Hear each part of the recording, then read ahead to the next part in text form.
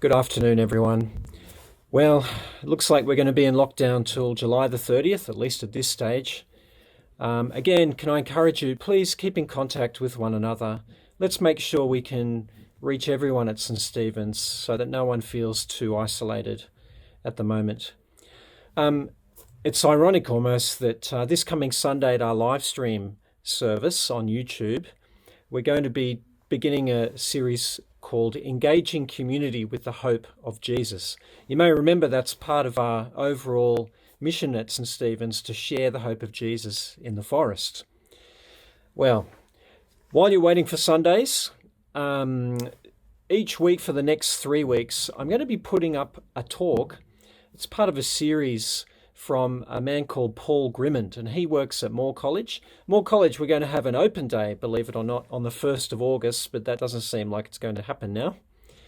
But we've been given these talks, and they're really quite helpful. They're evangelistic talks.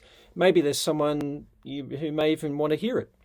But in any event, I hope it's helpful and useful to you. It might encourage you during the week just to open your Bibles, have a look at God's Word, and just to hear the great news of Jesus again.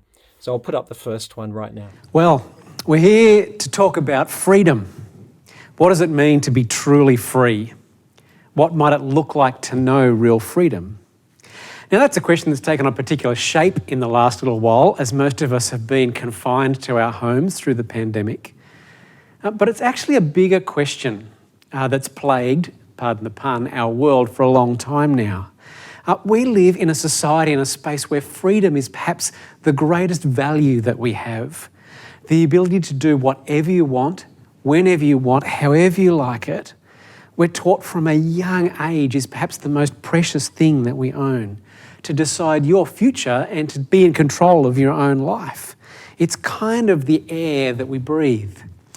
And I want to show you one little example that I found of it in an article that was written when Aretha Franklin passed away about 18 months ago. Let me tell you what the journalist said about how Aretha is an example for us.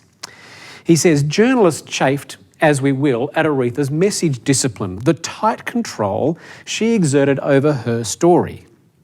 I believe she insisted on that control because she sensed the likelihood that her biography would be twisted into a familiar shape. Audiences love a hero's journey, the story of a lifelong struggle against monsters within and without, culminating in a rousing triumph over adversity. And the version of that monomyth we foist on black women is particularly suffocating. And it would be so easy to impose that narrative onto Aretha's life, to spin, again, the tale of a woman who struggled against domestic abuse, medical concerns, a phobia of flying, and assorted inner demons, channeling that pain into an ultimate victory. But Aretha's telling of her own story is a challenge to all of us to widen our imaginations. Is there any reason she shouldn't have a story as rich as that of Steve Jobs or David Bowie? The story of a genius and a visionary with a will to power, whose virtuosity and conquest are at least as interesting as her resilience, whose ability to push past boundaries and limits overweighs her capacity to transform pain into poetry. The article's basically saying the journalist wanted to write a particular story of Aretha's life, but she wanted to write something different.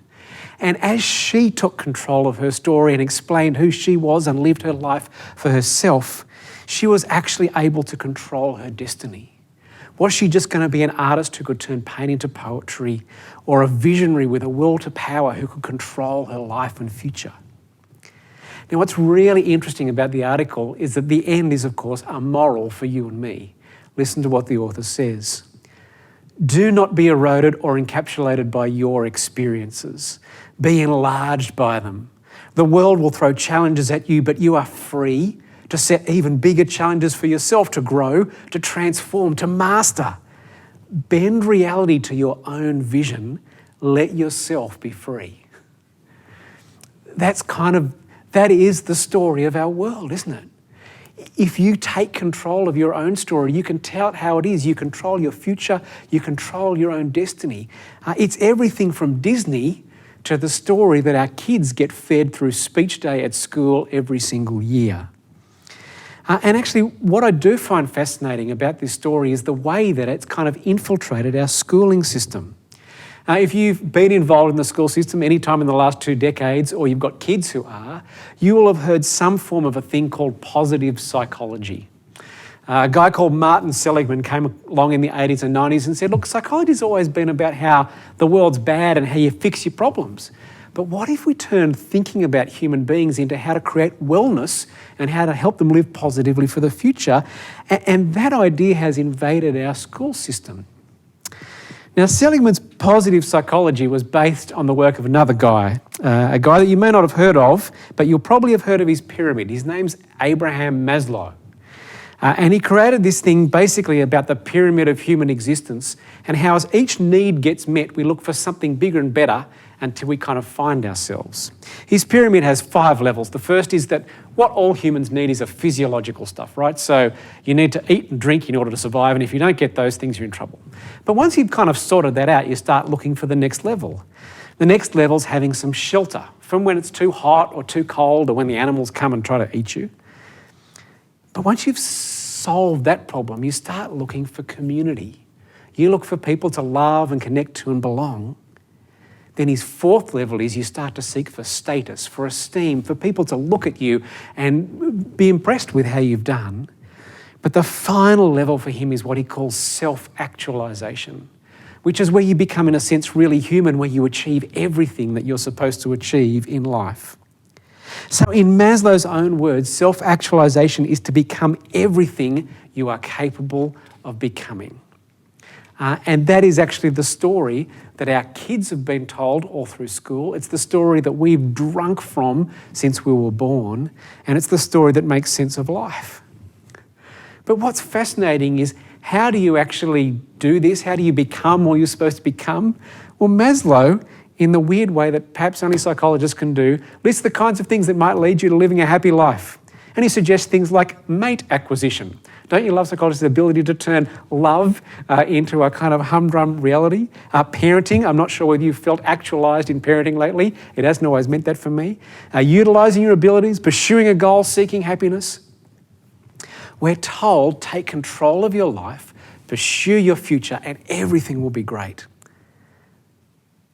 But we know that it's not true. It's not true of life. It's not true of our experience, and the science tells us that it's not true. A lady called Jean Twenge, who's an American psychologist, has done this fascinating study. They've been running one particular inventory of psychological health with university students in the US since 1930. So they have about 80 or 90 years worth of data of the same people doing the same tests. In 2007, you were 8 times more likely than students in the late 1930s to suffer from poor mental health outcomes. Now, here's what the study says. The large changes in the MMPI, that's the measure they use, scores, demonstrate that there are strong cultural influences on psychiatric symptoms. That is, an environmental influence outside of the individual family. Over time, American culture has increasingly shifted toward an environment in which more and more young people experience poor mental health and psychopathology. And friends, we know that that's true. We know that our young people grow up with anxiety and depression and the kinds of struggles. So even though we live in a world which is safer and more secure and more wealthy, we're actually less happy. A second study that I saw tells you that living in a high-income country like Australia makes you 3 times more likely to suffer from generalised anxiety disorder than if you live in a low-income country. Again, from the report, this disorder, generalised anxiety disorder, is significantly more prevalent and impairing in high-income countries than in low or middle-income countries. So you can live in the richest place in the world with the most freedom that anybody's had in history, and you're 3 times more likely to suffer from generalised anxiety disorder. And friends, if all of that wasn't enough to tell us that our pursuit of freedom is thoroughly bankrupt, if I had sat down with you on the 1st of January this year and said that in 3 months from now you'll be stuck in your home and nobody will be allowed out and the government will fine you if you're found outside, none of you would have believed me. But the reality is that we are not in control, and you can pursue freedom all you like, but you're not in control of it. And so what I want to invite you to do is to come and listen to a little episode from the life of Jesus where Jesus talks about freedom and slavery. And I want you to come here because Jesus is making a really big claim about a different way of finding freedom. Pick it up for me in the passage, John chapter 8 and verse 31. Jesus said, "If you hold to my teaching and you are really my disciples, then you will know the truth and the truth will set you free." It's a big claim. How do you find freedom? Well, Jesus says, you hold to my teaching. My teaching presents the truth that will set you free. It's a big claim. The first question I want to ask of Jesus, well, how do I know that what you're claiming is any different from what the positive psychologists are claiming? Do you have a right to say that? How would you know that? How can you trust Jesus when he says that? Well, interestingly, if you were to ask Jesus that question in the passage, he would tell you that the way that his truth is the truth that sets you free is because it's not just his, but it's the truth that comes from God. He says it a number of times, verse 38, "I am telling you what I have seen in the Father's presence. I'm bringing you truth from God." Verse 40, "As it is, you're looking for a way to kill me, a man who has told you the truth that I heard from God." Jesus believes that his truth will set you free because his is a truth that comes from God, from someone who is outside of the system, who has made the system, who has made you and I, and can actually tell us what we need to live. And friends, I actually think that there's a powerful reality in that and a really important thing for us to hear. You and I know that we actually kind of live in a world where many of our social contexts are kind of like echo chambers. We live on the internet, and the internet algorithms choose who our friends are, the news that we listen to, and basically what we hear are all the things that reinforce our own bias. And we pretend that if everybody else believed exactly what I believed, the world would be a better place and we would all be happy. But I actually want to challenge you, you don't believe that. At the very basic level, do you realise what you now believe that you didn't believe 20 years ago? I've changed my opinion about all sorts of things over that period of time because I think as I've grown and matured, I've seen new things that I haven't seen before. If the truth is only what you believe to be true right now, we're in all sorts of bother. And actually, it's the same when we look at our science community. I know that science is supposed to provide all the answers and give us absolutely objective truth, but I just want to invite you for a moment with me to think about the reality of diet science research. If you had pursued the scientific research on diet science in the last 50 years, you would have eaten more carbs, less carbs, complex carbs, no carbs, and as many carbs as you can get. You would have tried eating more fat and less sugar, and then more sugar and less fat, and then bounced between the two of those options. You would have eaten lots of eggs, no eggs, a few eggs, and as many eggs as you like. What's interesting about that is at any point in time, if I'd come to you, you would have said, I'm following the latest scientific research. What is actually true is that we live in a world full of information, but a world that is sadly lacking in truth. Jesus says you actually need someone to speak from outside of the system, from outside of your echo chamber. You need someone who really knows what's going on to talk to you, to bring you the kind of truth that will set you free. And Jesus' claim is to bring us the truth from God. Now, what's interesting about the passage is the truth that Jesus brings from God is actually a very uncomfortable truth that the people in this passage don't want to hear. Look down there with me at verse 32. Jesus says to these people who are listening, these Jewish religious leaders, you will know the truth and the truth will set you free. And they're a bit insulted. Verse 33, they answered him, we're Abraham's descendants and have never been slaves of anyone. How can you say that we shall be set free? They're just a bit put off. Jesus, you're implying that we're not really free. Now, I don't know whether you expect Jesus to kind of back off at that moment, but Jesus doesn't. Jesus doubles down at this point. Verse 34, Jesus replied, very truly I tell you, anyone who sins is a slave to sin. Now, I reckon there's two really significant things to notice about Jesus here.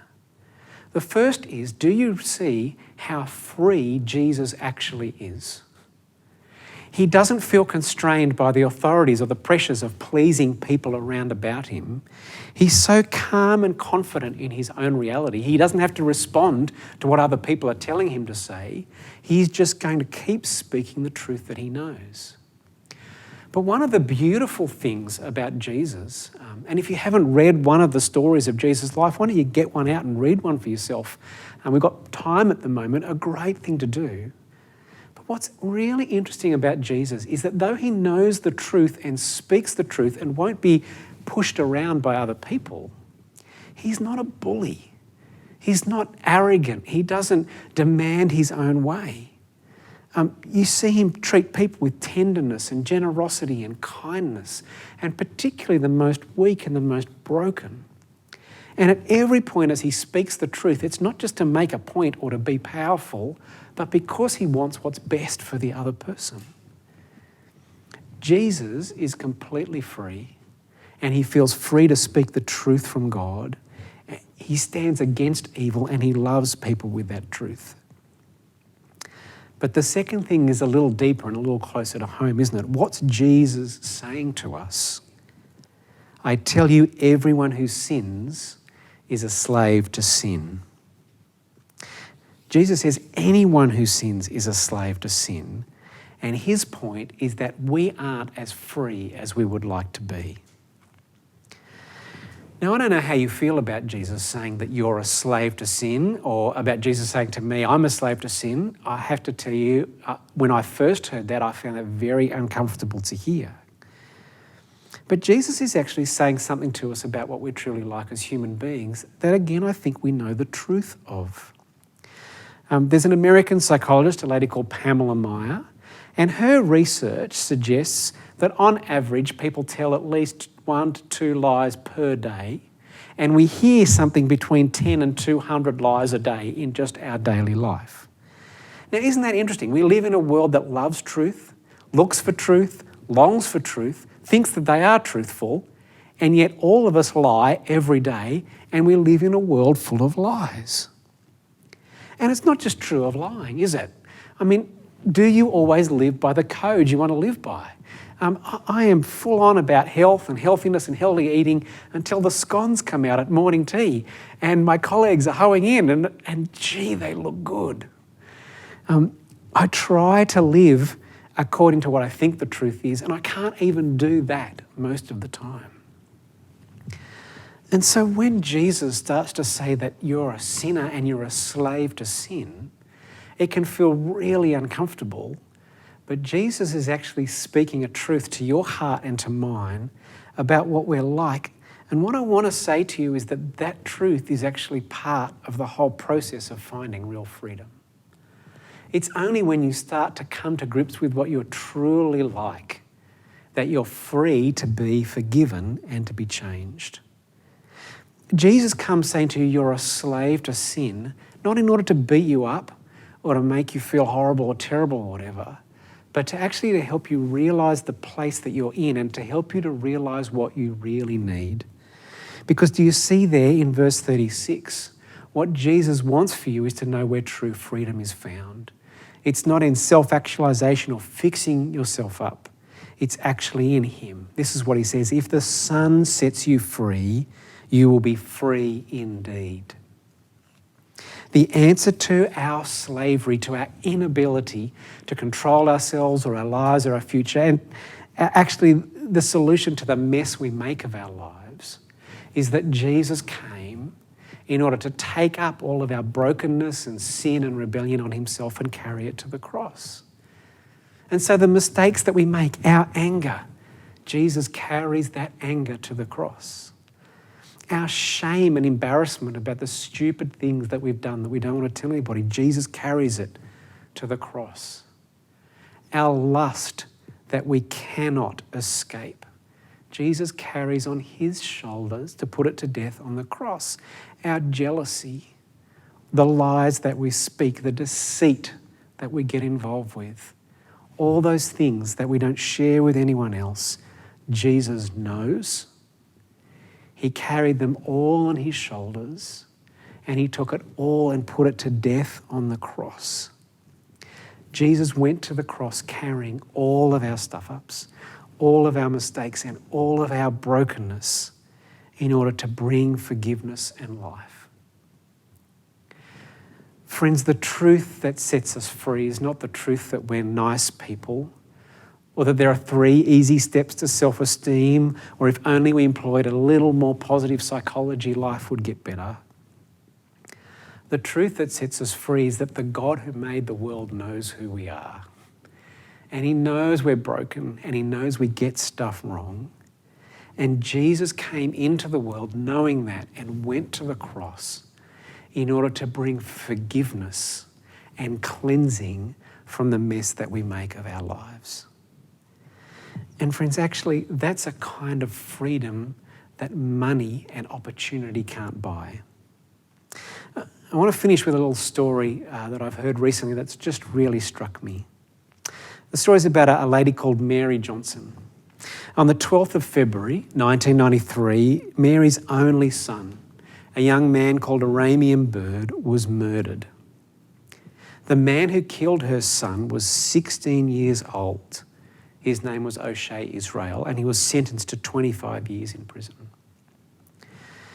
Over the next 12 years after her son's killer went to prison, Mary describes going through anger and agony and grief and developing a deep bitterness in her heart. But through a string of extraordinary events, really, she was challenged to start thinking about meeting O'Shea, this man who had killed her son, and actually talking to him and perhaps even offering him forgiveness. She found a group that was committed to reconciliation with people in prison, and she approached him, and the first time he said, "No way, there's no way I want to meet you, I can't cope with talking about you." But she persisted several times over the coming months, and eventually he agreed to meet with her. And here's a description in Mary's own words of what happened when he met her. "Never having been to a prison before, I was so scared when we got there and wanted to turn back. But when O'Shea came into the room, I shook hands with him and I said, 'I don't know you and you don't know me. You didn't know my son and he didn't know you. So we need to lay down a foundation and get to know one another.' We talked for 2 hours, during which he admitted what he'd done. I could see how sorry he was, and at the end of the meeting, for the very first time, I was genuinely able to say that I forgave O'Shea. He couldn't believe how I could do this, and he asked me if he could hug me. When he left the room, I bent over saying, 'I've just hugged the man who'd murdered my son.' And then as I got up, I felt something rising from the soles of my feet and leaving me. And from that day on, I haven't felt hatred, animosity, or anger. It was over." Friends, there's something remarkable about being able to acknowledge the wrong that you have done and experience genuine forgiveness and a washing clean and a laying aside of all of your past and mess. We live in a world that's been chasing freedom for centuries. And in all honesty, we know the harder you chase, the harder it is to find. The more money you have, the more choices you have, and yet our lives are more and more miserable. And in spite of the belief that we could control our world, the coronavirus has come along as a screaming siren that reminds us how little control we actually have. We've told each other that the solution to freedom is to chase your dreams. Brothers and sisters, we cannot chase our dreams. You are not in control of the future. I'm not in control of the future. I don't know whether I'll catch the virus. I don't know what the impacts of catching the virus might be were it to happen. But for every one of us, the future is a future that's not ours to control. My invitation to you today is to come and actually get to know Jesus. Jesus comes with a truth from God that's radical, it's different, that it's a bit uncomfortable, but it's a truth that can genuinely set us free. A truth that tells us about ourselves and invites us to come to God and to cry out for forgiveness. knowing that Jesus has already done everything that's necessary, so that if you come to God and admit your wrongdoing, He will love you and accept you as a child and welcome you home. Jesus has come to give us the kind of freedom that money can't buy, a different kind of freedom from everything the world promises us, but a freedom that is of such great treasure, particularly at a moment of such great uncertainty in our world. I just want to invite you, get to know Jesus. Amen.